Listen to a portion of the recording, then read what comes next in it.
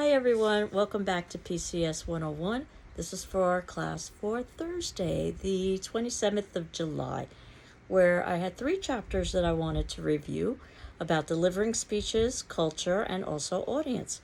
And I also wanted to talk about the speech rating sheet that was included with your syllabus and course outline. For your first speech, I'll be using this sheet in order to evaluate your speeches, but I won't bother doing that with the second or the third speech. Basically, I just take notes about strengths and weaknesses. But I wanted to draw your attention to this sheet because it's a really great resource for you to think about how to put together your speech, and also a really great resource for you to think about how to evaluate the speeches of others. So if you were to refer to that handout, the speech rating sheet, you'll see that it's divided up based into content and then also into delivery. And in terms of content, and some of this we've already talked about before, your introduction. And are you doing something to get your audience's attention? It could just be as simple as saying hello. And you can see that there's a scale there from none, needs improvement, good to excellent. And then are you transitioning into a preview statement? We were talking about the importance of having some kind of a thesis or main idea that you would be talking about in the beginning of your speech before you get to your body or your discussion section, where you start to get into the details of the speech itself. This is where you give the evidence. And in the body, some of the things to consider is, do you have a clear pattern? We were talking about this last class, that there is no one way to organize a speech. You just want to make sure that you're organizing it in a way that it would make sense to the average listener. Are you stating your main points and developing those points? And there's also something called voice mannerisms. Are you using ums and ahs and you knows? And certainly using a few of them is fine, but you don't want to use so many that the audience is beginning to focus on the number of ums or ahs that you're using. In fact, I've oftentimes found that students will use an or an ah as a way to draw in a breath. And we were talking about the importance of deep breathing and just breathing regularly when you are delivering a speech. And well-chosen words as well. And we talked about this last class, that certainly you aren't held to the level of precision that you would be with writing, but you want to be clear enough so that your audience understands what you're saying. And then we end with the conclusion. Do you have some sort of summary or restatement, and then a concluding statement to let the audience know that you're done? It could just be as simple as saying thank you. And then we get to the delivery section. And in terms of delivery, eye contact.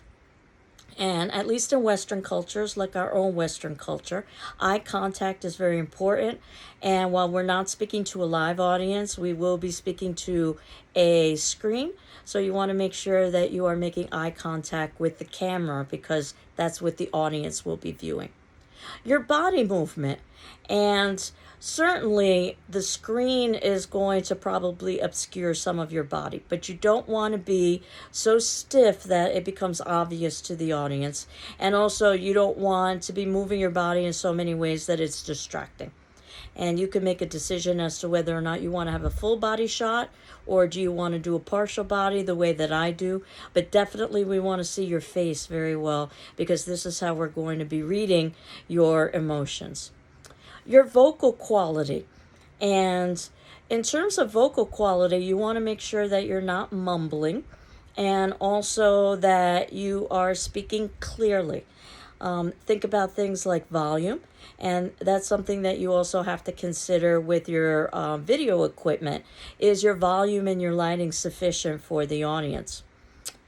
Articulation is about, again, avoiding mumbling. This is different than pronunciation. Pronunciation is usually something that you're not going to be able to change over a short period of time. And if you're concerned about your pronunciation, you might even want to tell the audience ahead of time that you have an accent, and that certainly, the audience is free to ask questions. Again, that's a little bit more awkward since you're speaking to a screen, but certainly audience members can put questions beneath your speech that you are going to be posting. But if nothing else, it lets the audience know that they should be paying a little bit closer attention once you acknowledge something like that. And your enthusiasm. Even if you don't feel enthusiastic, you want to act like you're enthusiastic. Because if you're not enthusiastic, why should your audience be enthusiastic? And that's it. Again, there's a rating scale from excellent to none. And then what I will do is write some brief notes and a letter grade for you. And I will send that to you privately via email. I'm also asking you that you send your speaking outline to me via email when you post your speech, so that I can look at your speaking outline while I'm also looking at your speech. And I will evaluate that informally on a checkmark system and get that back to you via email. So, in terms of the chapters that we have today to get ready, delivering speeches. And the extemporaneous speech is what we are focusing on. It's a speech that's prepared in advance and delivered with a speaking outline. And we've talked about speaking outlines, that you basically want to have enough in your outline to give you guidance, but not too much to distract you. So usually that's key words or phrases. And there are other kinds of speeches. There's such a thing as the impromptu speech, the spur of the moment, where there's no kind of preparation for that. You want to try to avoid those kinds of speeches. And oftentimes they happen as a surprise. For instance, you've been given an award that you weren't expecting. And my advice is to keep it short and simple, to get in and out of there as soon as possible, so that there's less likelihood of your becoming tongue-tied or making an error. There is such a thing called a manuscript speech, where you actually read your speech to an audience. Usually this is done for something like academic conferences, or also it's done for televised broadcasts. Think about something like a news broadcast that has to be done right to the second. Oftentimes what you've got is a teleprompter that you can read off of, and that's a skill in and of itself, being able to read off of a teleprompter so that you appear conversational. And I've never had the opportunity to read off of a teleprompter, but I can tell you that what can happen is mechanical failure. And in fact, I have a video for you to watch below under the first section, delivering speeches, a teleprompter fail video with Michael Bay, who's a very important and well-known director. And he obviously knew what he was talking about, because he was talking about his own film. But you'll see in this very short video that's just about 2 or 3 minutes long what happens when his teleprompter fails. And basically he froze up and left the stage. So you certainly don't want to have to rely on a teleprompter so much so that you're unable to proceed if it turns out that the teleprompter fails. But I use this as an example that even when you're using a teleprompter, that could result in difficulties. There also is the memorized speech, and I know that some of you might be tempted to memorize your speeches. Keep in mind what the Toastmaster video had suggested, that you don't want to memorize your speech because you're more likely to make errors. And usually memorized speeches are very brief and for very formal events. Think about something like a toast for a wedding, for instance.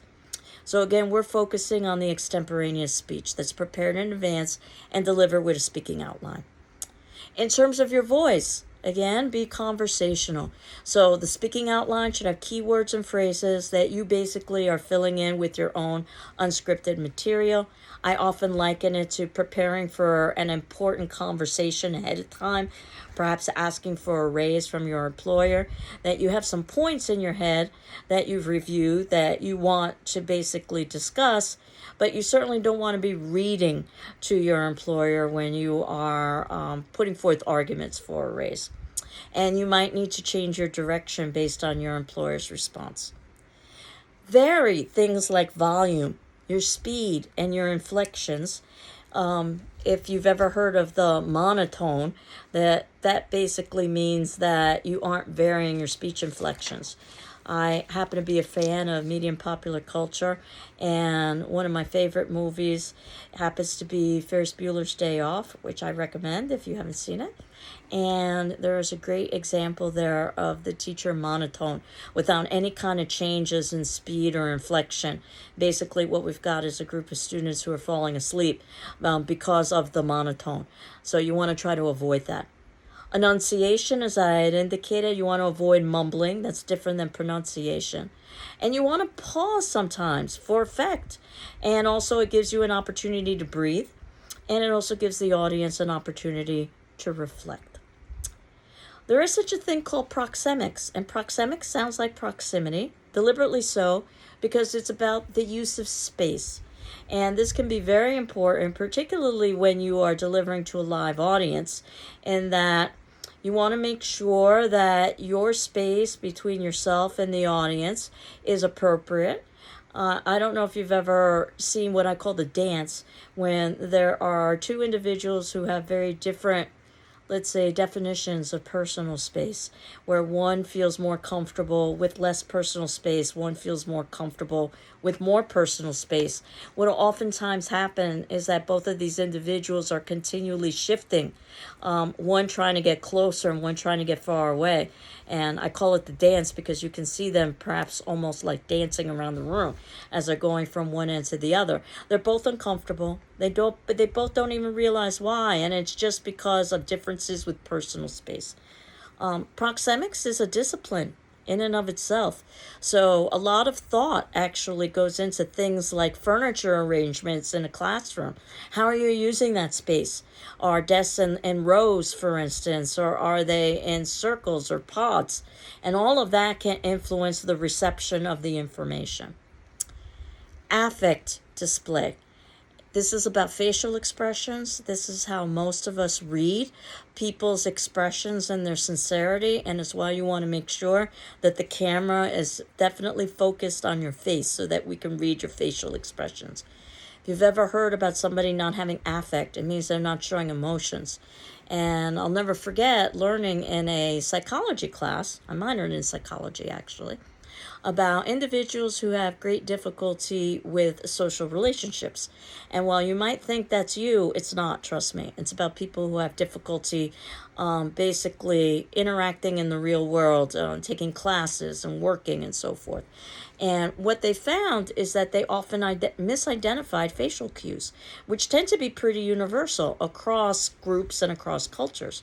Where a smile usually denotes happiness, though of course you can have something like a sarcastic smile or a sad smile. A frown usually denotes, well, unhappiness. And in this particular instance, what they were finding was that individuals who were having great difficulty interacting in the real world were misidentifying social cues, identifying a smile as unhappiness and a frown as happiness. That would explain, at least in part, the difficulty they were having with maintaining social relationships. Gesturing. And again, the camera may not necessarily capture all of your gesturing. There are conventional gestures that are basically given meaning through custom. So it doesn't necessarily have to have that particular meaning, but our custom, for instance, a thumbs up sign might be something that is good. The okay sign, but think about how different groups or different cultures might view these signals differently. I'll never forget a colleague who went to Brazil and was talking about how confused he was because he had heard about how friendly everyone was, and yet he was finding the exact opposite until somebody pulled him aside and said that he had to stop using this gesture, which in the United States is the okay sign, but in Brazil it's an offensive sign. Basically, he was saying F you to everyone by using that sign.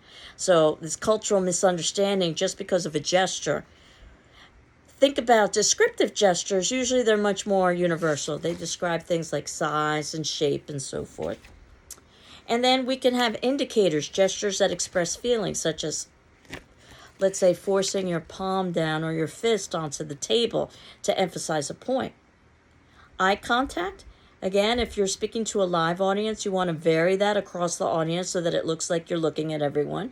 If it feels uncomfortable, you might want to focus on the two sides of the room and the middle. That'll give the appearance of eye contact. For a camera such as this, you want to make direct eye contact into the camera. Assume that the camera is a person, in effect. In fact, I was remembering a story about reading about the early days of COVID when teaching had to move to a all online format, and there was one professor who had to give a lecture to an empty lecture hall, and how difficult he found it to do that, to record.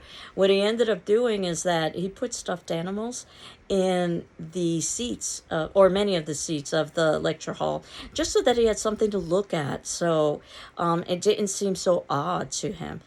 And I've talked to students who say that they have difficulty looking at a camera. I suggest you might want to practice in front of a mirror to get used to seeing your own face. And I can tell you from my own experience in the early days of COVID that it is a kind of surreal experience when you're first doing that. Or even place a person or a stuffed animal behind the camera so that you can focus on that, even though it looks like you're looking at the camera. It doesn't necessarily mean that you are looking at the camera. It's all smoke and mirrors, in effect. So, thinking about things like eye contact, that can vary across culture too. Some cultures, it's offensive to make eye contact. It's considered respectful to avoid eye contact. Asian and Hispanic cultures, for instance. So you need to know who your audience is. And that gets me into the next chapter I wanted to talk about, culture. And this is a class in and of itself, but if I had to define culture in the broadest definition of the word, it's probably group membership. Every group, and I guess we can debate whether or not a pair, two people, is a group, but certainly three or more is a group. Every group has certain behaviors and values and attitudes and beliefs. In other words, there's a predictive element to that group. But we want to be careful to avoid stereotypes, assuming that everyone in the group is exactly the same. But behaviors or actions, usually those are easier to identify because we can see them. This includes something like conversational style, where in some cultures or in some groups, it's get directly to the point. That's certainly the case in Western cultures like the United States, as opposed to other cultures where for instance, there's a good amount of storytelling before you get to the point because it's considered rude to get to the point. Attitudes are also culturally based. These are feelings, and these can be something that are variable. So if somebody has ever told you that you have a bad attitude today, it's the idea that this is something that's changeable. Though sometimes attitudes can be much more fixed. Beliefs, thinking that something is true or false, can oftentimes be culturally based. And values, which I would say include all of the above, beliefs, attitudes, and behaviors, they can be highly resistant to change.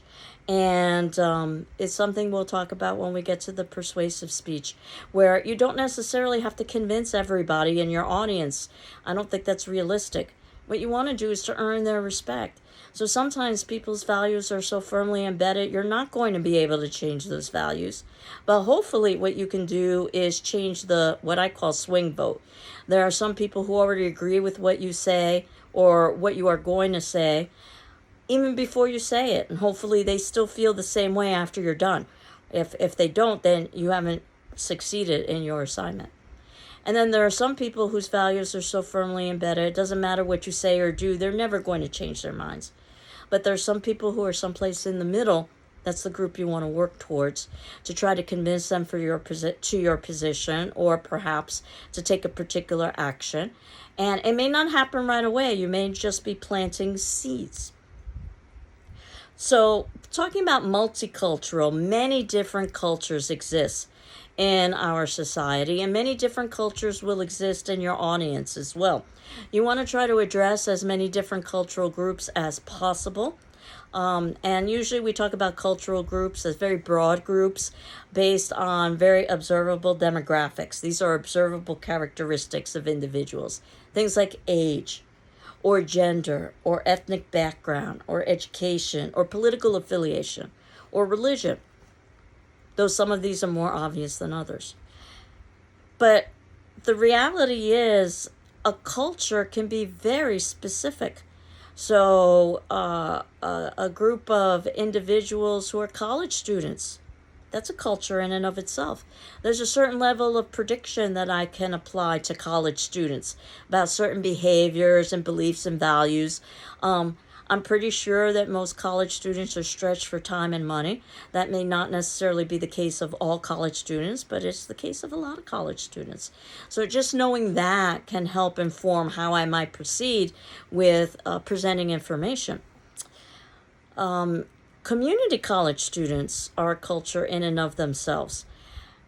Even Greenfield Community College students are a culture in and of themselves. I've heard Greenfield Community College students tell me that Greenfield Community College is different than other community colleges. Not necessarily better or worse, but just different. And for better or worse, our class is a culture. We've developed the kind of group, in fact, which is why the discussion forum questions are so important, because this is how we interact with each other. Again, you're not necessarily required to respond to your peers, but you are required to read your peers' responses and my responses in turn to try to get a sense of what it was that we would have discussed during a class discussion. Now, the section on audiences, which is section 3 in the notes below, talks about what to do with a hostile audience. It's very unlikely you'll ever have a hostile audience. Usually someone is well aware when they're walking into that situation. For instance, political speech given to a different political party. But you might have a skeptical audience. And I don't necessarily have a magic bullet on what to do, but I can give you some suggestions. First, try to establish some goodwill.